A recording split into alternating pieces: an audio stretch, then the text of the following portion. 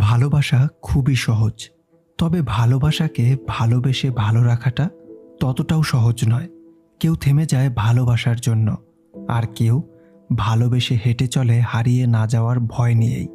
কারণ হৃদয় জানে, যে মানুষকে ভালোবাসি সেই মানুষটাই শেষ গন্তব্য। আজকে যে মুভির গল্পটা তোমাদের জন্য নিয়ে এসেছি, সেটা দেখে দুটো শব্দই মাথায় আসে: পেইনফুলি বিউটিফুল। মুভিটা দেখার সময় বারবার মনে হয়েছে, কেন আরও আগে এই মুভিটা দেখিনি। চীনের জনপ্রিয় এই মুভিটি একটি নমিনেশনের সাথে সাথে জিতে নিয়েছে একটি পুরস্কারও। এই গল্প এক তরুণের, যে 10 বছর ধরে প্রেমকে আঁকড়ে বেঁচে আছে। প্রতিটা দিন, প্রতিটা মুহূর্ত তাকে ভেবেই কাটাচ্ছে। ভালোবাসার মানুষের জন্য কত দূর যাওয়া যায়, কতটা অপেক্ষা করা যায়, আর কতটা ত্যাগ স্বীকার করা যায়, সেই সবের উত্তরই লুকিয়ে আছে এই গল্পে। তো হ্যালো ফ্রেন্ডস, ওয়েলকাম টু ওর গল্প। বরফে ঢাকা এক বিশাল সমুদ্র, চারিদিকে শুধু সাদা ধূসর বিস্তার, আর সেই অসীম শূন্যতার মাঝেই দাঁড়িয়ে আছে এক তরুণ। তার নাম লু। তার শ্বাসে ধোঁয়ার মতো ঠান্ডা বেরোচ্ছে, আর চোখে জমে আছে বহু বছরের এক অসমাপ্ত গল্প।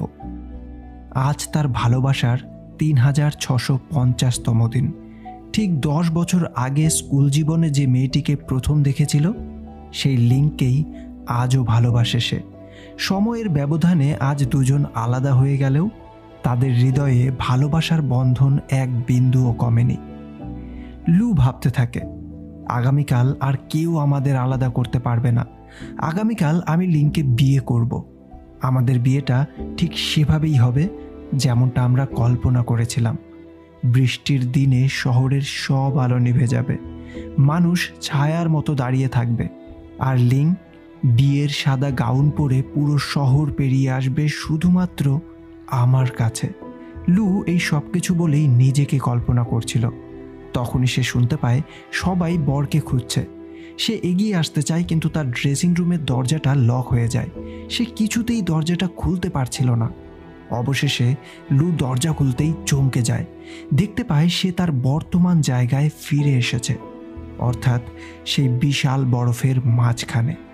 লু বুঝতে পারে এই সব কিছুই তার কল্পনা।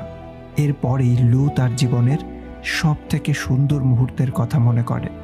সেই মুহূর্তের কথা মনে করে যখন সে প্রথমবার প্রেমে পড়েছিল, প্রথমবার লিংকে দেখেছিল। লিং পিয়ানোর কিবোর্ডে আঙুল চালাচ্ছে, আর সেই সুর যেন ছড়িয়ে পড়ছে ঘর